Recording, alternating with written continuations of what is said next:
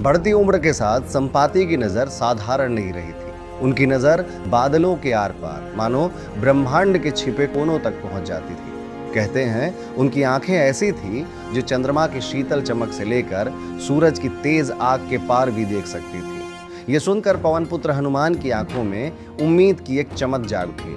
वे आगे बढ़े और उम्मीद भरे स्वर में संपाति से पूछा, तो बताओ महाराज संपाति, रावण कहाँ है? संपाति ने कुछ पल के लिए अपनी आंखें बंद की। फिर उन्होंने बताया, समुद्र की उफनती लहरों के पार बसी है एक सोने की नगरी, एक अद्भुत, भव्य और अपार वैभव से भरी नगरी जिसका नाम है लंका। इतना सुनते ही पूरी वानर सेना में उत्साह की लहर उठी। वानर एक दूसरे को देखकर गले लगाने लगे, मानो विजय बस एक कदम दूर हो। लेकिन ये खुशी ज्यादा देर तक टिक नहीं पाई। कुछ ही पल में सबके दिमाग में एक सवाल ने जन्म ले लिया, और वो ये कि इतना विशाल समुद्र कौन पार करेगा। पूरी वानर सेना निराशा में डूब गई थी। समुद्र के किनारे पवन पुत्र हनुमान निराश होकर बैठे थे। उनके मन में एक ही सवाल, अब आगे क्या? तभी अचानक तेज हवाएं चल गई, इतनी तेज कि चारों ओर की आवाजें जैसे कहीं खो गई। हनुमान को लगा जैसे कोई उन्हें पुकार रहा है, पर कौन?